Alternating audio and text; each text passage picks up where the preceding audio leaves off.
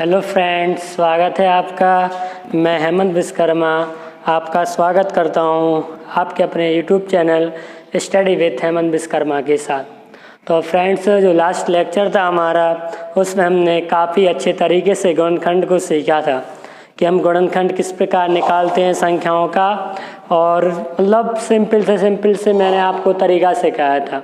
अब उसके आगे थोड़ा बढ़ते हैं तो अब आपके जो बीटीसी की जो मैथ है उसमें आपके 2-3 ही टॉपिक ही बचते हैं। बाकी जो क्लास 9th वाले हैं और 10th वाले हैं उन बच्चों के लिए काफ़ी इम्पोर्टेंट वीडियो है, तो देखेंगे। चलिए, जो हमारा अब टॉपिक है दो अज्ञात राशि वाले रैखिक समीकरण। दो अज्ञात राशि दी होंगी हमें सवाल में, जैसे ज़्यादातर सवालों में आपको एक x दिया होगा और एक y दिया होगा। मतलब अज्ञात क्यों बोल रहे हैं उन्हें? क्योंकि हमें उनका मान निकालना पड़ता है। क्या निकालना पड़ता है? मान। कि x का मान निकालना पड़ेगा और y का मान निकालना पड़ेगा। अब हम दो प्रकार से मान निकाल सकते हैं। देखो कौन कौन विधि से आपको युगपत समीकरण के मान निकालने की दो विधियां हैं, एक विलोपन विधि से और एक प्रतिस्थापन विधि से। ठीक, तो हम इन दोनों विधियों को एक एक करके पहले दोनों का हम एक एक सवाल लेंगे और फिर हम कुछ मतलब दोनों को समझेंगे कौन सी विधि क्या है, फिर हम क्वेश्चनों की प्रैक्टिस करेंगे। तो सबसे पहले आपको हम बता दें प्रतिस्थापन विधि कर ही ले रहा है। ठीक, प्रतिस्थापन को समझ के फिर हम करेंगे विलोपन विधि से। देखो, जब सवाल में कुछ नहीं लिखा हो तो हम किस विधि से करेंगे? विलोपन विधि से करेंगे। ठीक, कैसे करेंगे? विलोपन विधि से, क्योंकि प्रतिस्थापन विधि में कभी कभी क्वेश्चन मिस्टेक भी हो जाती है, चिन्ह में मिस्टेक हो जाती है। ठीक, तो जब प्रतिस्थापन दिया होगा तब हम करेंगे, वरना हम किस विधि से करेंगे? विलोपन विधि से। तो चलिए हम एक क्वेश्चन को लेते हैं। हमारा पहला क्वेश्चन है, देखो क्या है आपका 3x और दिया है प्लस का 2y बराबर क्या दिया है? 0, और एक समीकरण दिया आपको 2x प्लस y बराबर -1। ठीक, इन दोनों को हम किस विधि से हल करेंगे? प्रतिस्थापन विधि से हल कीजिए। x और y के मान ज्ञात कीजिए, ऐसा लिखा होगा। x y के मान प्रतिस्थापन विधि से ज्ञात कीजिए। तो क्या करेंगे? हमें इन दोनों में से दो समीकरण दी ना, तो किसी एक को यूज़ करेंगे। हम क्या करेंगे? इन दोनों में से किसी एक का मान निकाल लेंगे, या तो x का निकाल लेंगे या फिर y का निकाल लेंगे, और वो दूसरी समीकरण में पुट कर देंगे। समझेंगे? देखो कैसा, जैसे पहली समीकरण क्या है आपकी 3x प्लस 2y बराबर 0, इसको मान लो आप 1, और दूसरी क्या है 2x प्लस y बराबर -1। तो हम क्या कर रहे हैं? जो समीकरण 2 है, एक क्या मान लो अपन 2 है, इससे हम y का मान निकाल लेंगे। तो y का मान क्या होगा आपका? y का मान -1 है। ठीक, अब +2 को हम शिफ्ट करेंगे उस तरफ, तो ये प्लस का 2x उस तरफ जाके काय का हो जाएगा? माइनस का। काय का हो जाएगा? माइनस का। यानी जो y का मान है वो क्या आ जाएगा? -1 और -2x। यानी हमने क्या किया, यहाँ से दो समीकरण दी थी, एक को सिम लिखा, दूसरे से हमने y का मान निकाल लिया इससे। अब जो हमने y का मान निकाला ना, ये y का मान किस समीकरण से निकाला? हमने 2 से निकाला ना, तो हम किस में रख देंगे? 1 में रख देंगे। y का मान समीकरण 1 में रखने पर। ठीक, तो देखो इसमें रख दो 1 में। क्या है आपकी समीकरण 1? 3x प्लस 2y बराबर 0, यही है ना। तो क्या करना है? हमें y का मान रखना है, यानी ये तो सेम रहेगा 3x प्लस का 2, और y की जगह पर रखेंगे -1 और -2x बराबर में क्या है आपका? 0। ठीक, अब देखो 3x। ठीक, अब प्लस के 2 का गुणा करेंगे माइनस के 1 में, प्लस का 2 का गुणा माइनस में, तो प्लस और माइनस क्या होगा आपका? माइनस होता है कि नहीं? क्योंकि विपरीत चिन्ह है ना, तो माइनस होगा, और 2 का गुणा में 1 में करना है तो कितना होगा? 2। ठीक, उसी प्रकार फिर 2 का गुणा हम करेंगे माइनस के 2x में, इसमें तो प्लस और माइनस फिर से क्या हो जाएगा? माइनस, और 2 का गुणा 2x में, तो 2 दूनी कितना हो जाएगा आपका? 4x, और बराबर में क्या बचेगा? 0। यानी क्या हो गया आपका? 3x और माइनस का 4x, यानी टोटल कितना हो गया आपका? 7x। 7x का को माइनस का 3x और प्लस का क्या है? 4, प्लस का 3x है और माइनस का 4x है। यानी छोटी संख्या है प्लस की 3x और बड़ी संख्या माइनस के 4x, यानी -4 में हम प्लस के 3 जोड़ेंगे।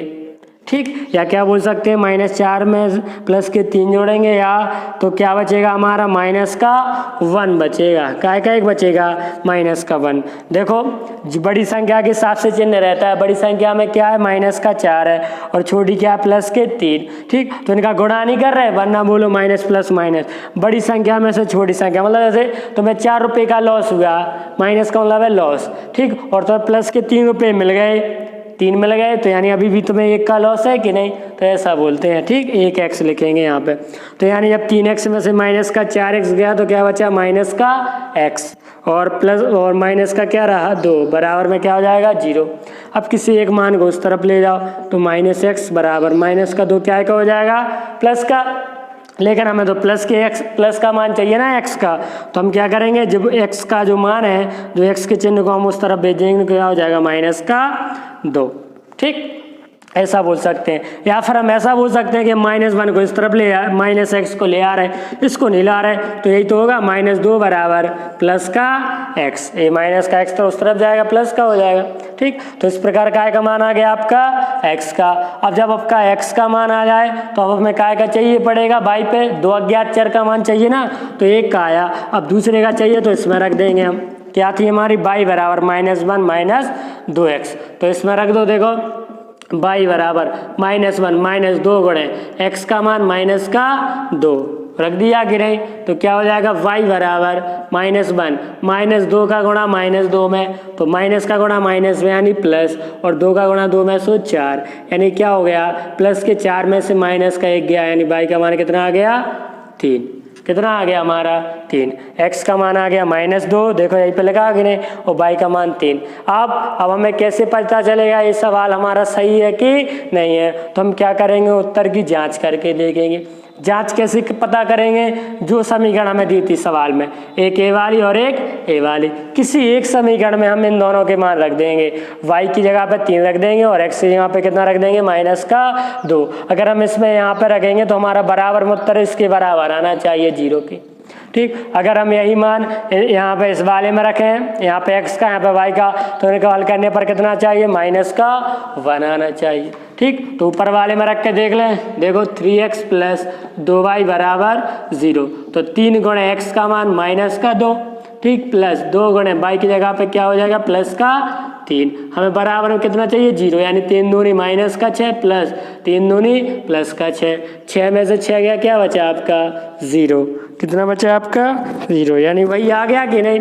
ठीक, देखो जो हमने बताया था कि इसका मान इसके बराबर होगा। इस प्रकार हम इस विधि को सॉल्व करते हैं, प्रतिस्थापन विधि को, मतलब दोनों में से किसी एक का मान निकालते हैं। हमने यहाँ पे y का मान निकाला था। ठीक, जरूरी नहीं है आप y का निकालें, आप x का भी निकाल सकते हैं यहाँ से। अगर आप मान लो मैं x का निकालता तो क्या होता है, यहाँ पे 2x बराबर होता -1 था और प्लस का y वहाँ पे माइनस का हो जाता। अब मुझे x का मान चाहिए तो मैं क्या करता, जो x के साथ जो गुणा में है वो राशि कहाँ पे आती है आपकी डिवाइड में। मैंने सोचा आपको डिवाइड की प्रॉब्लम ना हो, इसलिए मैंने इजली वाला मान आपको निकाला है। ठीक, तो चलिए फ्रेंड्स, उम्मीद करता हूँ ये आपको प्रतिस्थापन विधि समझ आई होगी। अब थोड़े हम विलोपन विधि के क्वेश्चन करते हैं कि विलोपन विधि क्या है, उससे रिलेटिव क्वेश्चन कर लें। देखो प्रतिस्थापन जब लिखा होगा क्वेश्चन में ना फ्रेंड, तो तभी करना, वरना आप विलोपन विधि लगाना, उससे प्रॉब्लम नहीं आती ज़्यादा। देखो कैसे, जैसे सवाल दिया है आपको, विलोपन विधि से सॉल्व करेंगे हम इसको। विलोपन विधि से दिया है आपको x प्लस का y बराबर का मान दिया है 7, और एक समीकरण दिया आपको 2x - y बराबर कितने दिए आपके लिए 8। ये दोनों समीकरण दी। अब इनको हमें किस विधि से हल करना है, विलोपन विधि से, मतलब किसी एक को हटाना है, काटना है, और फिर हम एक का मान निकालेंगे। ठीक, किसी एक को काटेंगे हम यहाँ पे। तो देखो हम एक को कैसे काटेंगे समझना। ठीक, देखो यहाँ पे कितना है x है, यहाँ पे कितना है 2x, तो क्या अभी लड़ाई बराबर की है क्या, इसके पास 2 शस्त्र हैं, इसके पास 1 शस्त्र है, यानी ये दो अभी नहीं लड़ेंगे। लड़ेंगे क्या? नहीं लड़ेंगे। ठीक, सिंपल सा बता रहा, लड़ने वाली बात नहीं। मतलब इन दोनों को काटने के लिए यहाँ पे 2x है तो ऊपर भी कितना चाहिए पड़ेगा? 2x चाहिए पड़ेगा। तो चलो इसको छोड़ो, पीछे वाले को देखो जरा। देखो ये प्लस का y और एक का है माइनस का, मतलब एक बाई ए है और एक बाई ए है, यानी ये दोनों आपस में लड़ सकते हैं। क्या कर सकते हैं? लड़ सकते हैं। ठीक, यानी इन दोनों को हम काट सकते हैं। अब कटते कौन है? एक संख्या प्लस में होनी चाहिए और एक क्या में होनी चाहिए? माइनस में होनी चाहिए, तभी संख्या क्या होती है? आपस में कटती है। तो देख लो यहाँ पे, देखो ऊपर का है प्लस का y और नीचे का है माइनस का y, यानी इसको हम क्या कर देंगे? सीधा सीधा जोड़ देंगे। क्या कर देंगे? जोड़ देंगे, यानी जोड़ने पर। ठीक, तो देखो x में 2x जोड़ दो, कितना होगा हमारा? 3x हो जाएगा कि नहीं? अब प्लस का y और माइनस का y, ये दोनों कट जाएंगे प्लस माइनस के, क्योंकि y में से y गया तो क्या बचेगा आपका? 0। ठीक, लेकिन आओ लिख दो बराबर, इन दोनों को जोड़ लो, क्योंकि हम जोड़ रहे हैं ना, तो 8 और 7 कितना हो जाएगा? 15। ठीक, यानी 3x बराबर हो जाएगा आपका 15। मतलब 3 व्यक्ति 15 रुपये खर्च करते हैं, ऐसा समझ सकते हैं। 3 व्यक्ति 15 रुपये खर्च करते हैं तो एक व्यक्ति कितना करेगा? तो क्या करेंगे हम? 15 और बटे कितना कर देंगे? 3, मतलब जो गुणा वाली राशि है वो डिवाइड में आ जाएगी, और 3 5 15, यानी x का मान कितना आ जाएगा हमारा? 5। कितना आ जाएगा हमारा? 5। अब हमारा x का तो आ गया, अब हमें क्या चाहिए पड़ेगा? y का। तो क्या करेंगे? इन दोनों में से किसी एक में हम x बराबर 5 रख देंगे। x का मान कितना रख देंगे? 5। इसको आप 1 मान लो और इसको आप 2 मान लो, तो लिख देंगे समीकरण 1 में x का मान प्रतिस्थापित करने पर, या सिंपल आप बोल सकते हैं रखने पर, x का मान रखने पर। ठीक, तो रख दूं मैं। देखो क्या है आपका? x प्लस वाई बराबर 7, यही है कि नहीं? तो हमें x यहाँ पर रखना है 5 प्लस का y बराबर 7। अब क्या करेंगे? देखो ये क्या है आपकी? अंकगणित है। ये क्या है आपकी? अंकगणित। ये वाली क्या है आपकी? बीजगणित, और ये भी क्या है आपकी? अंकगणित। ठीक, अब ये क्या है सर? अंकगणित बीजगणित हमें नहीं आया समझ में। तो देखो बेटा, जब आप छोटी क्लास में होगे ना तो आपने अंकगणित के बारे में समझा होगा।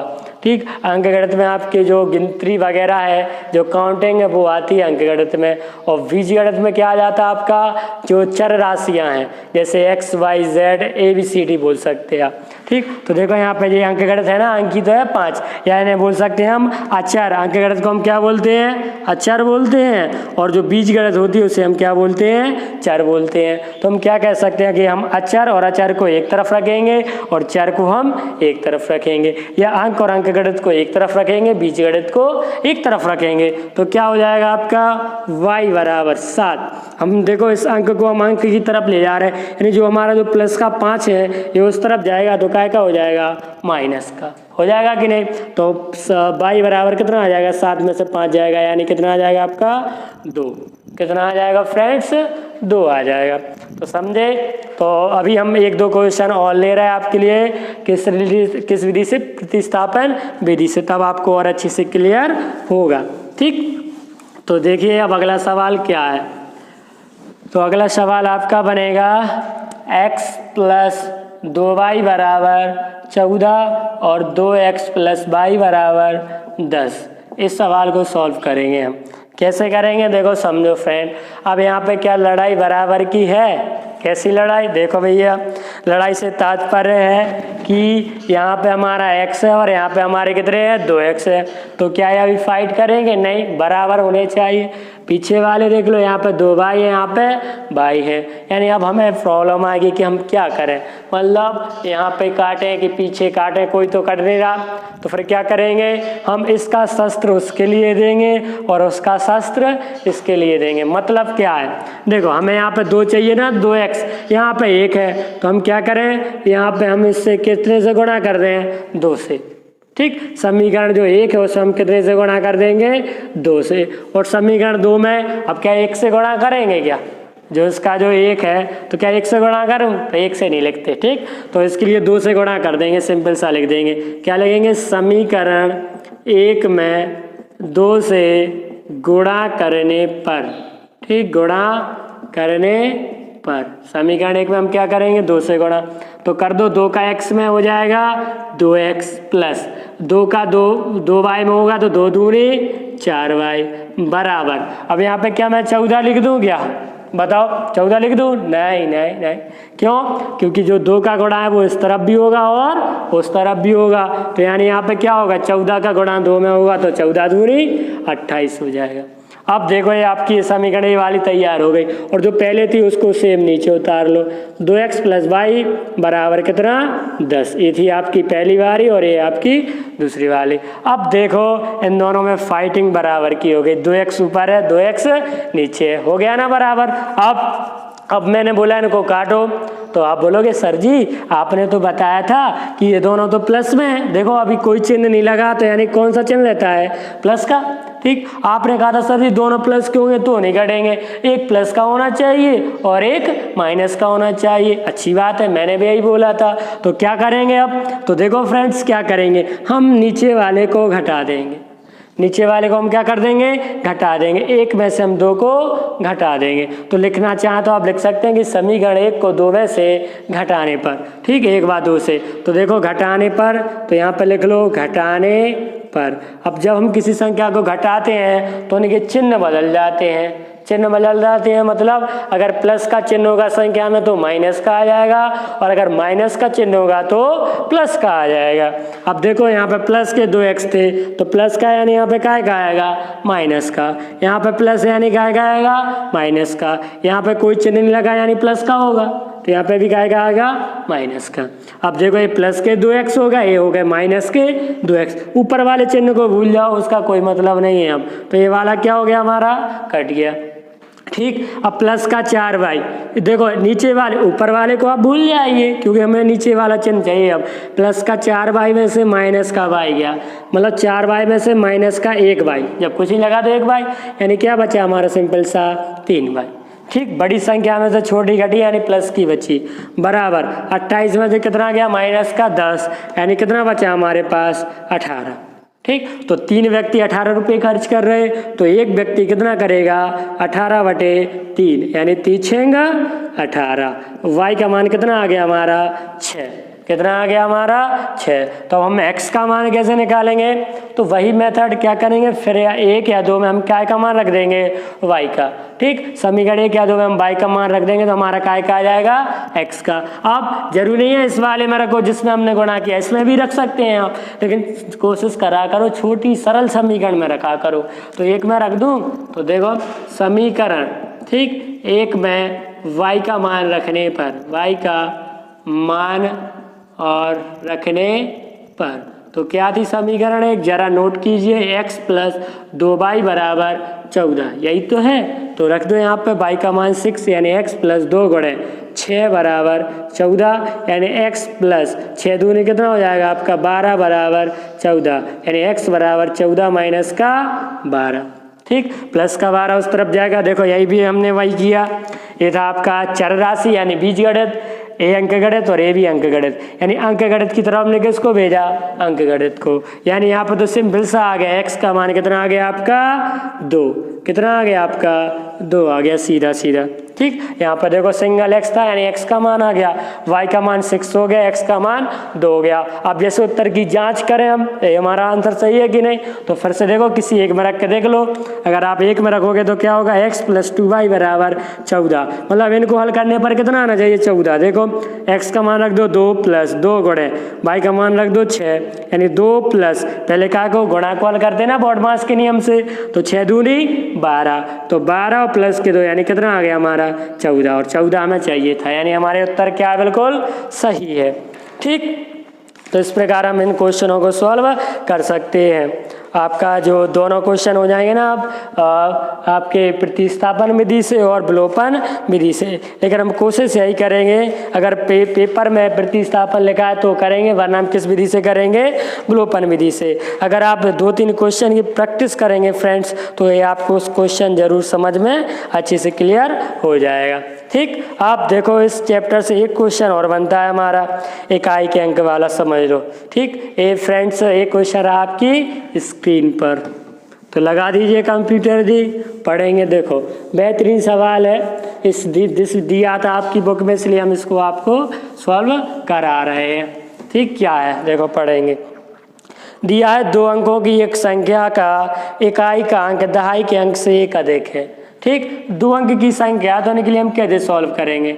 ठीक, 2 अंक की तो आप जानते हैं ना, 2 अंक की संख्या में क्या क्या रहेगा, इकाई भी रहेगा और दहाई भी रहेगा। ठीक, आप देखो इकाई का मतलब तो आप जानते हैं 1 होता है, दहाई का मतलब कितना होता है 10, और सैकड़े का मतलब होता है 100, हजार का मतलब होता है 1000, ये तो आप जानते हैं। ठीक, तो मानेंगे इस सवालों में क्या मानेंगे, माना इकाई का अंक हमारा क्या हो जाएगा, हमने मान लिया चलो x, क्या मान लिया हमने x, और दहाई का अंक क्या है हमारा y है। ठीक, दोनों ही हमारे अंक हो गए। तो हमारी संख्या क्या बनेगी, जरा सोचो संख्या। तो देखो 10 रहता, अब 10 किस में रहता, इकाई में रहता कि दहाई में रहता, काय में रहता, दहाई में, यानी हमारी संख्या क्या बनेगी, इकाई होगा आपका सिंगल x, ठीक, और प्लस और दहाई यानी 10 गुणे y। ठीक, यही हो गई कि नहीं संख्या आपकी, इकाई का अंक आपने x माना, दहाई का अंक आपने y माना, तो आपकी संख्या क्या होगी x plus 10y, x plus 10y। 10 इसके साथ क्यों नहीं लिया, क्योंकि इकाई का अंक है ना, तो इसमें कितना होगा 1, और जिसको दहाई का अंक मानो उसमें कितना होगा 10, यानी हमारी संख्या बोल सकते हैं हम x प्लस 10y हमारी संख्या होगी। अगर क्वेश्चन बोलेंगे इनके अंक पलट दो या कुछ भी कर दो, तो जैसे अंक पलटना, हालांकि इस क्वेश्चन में नहीं है आपके, अगर होता तो हम वो भी बता देते आपको। ठीक, अगर बोल दो इनमें से अंक पलट दो, तो अंक कैसे पलटेंगे, जो अभी जहाँ पे आपका x था वहाँ पे y कर देना, और जहाँ पे y था वहाँ पे क्या कर देना x, ये उसके अंक पलट जाते हैं। ठीक, तो वो क्वेश्चन होगा तो हम आपके लिए जरूर कराएंगे हालांकि।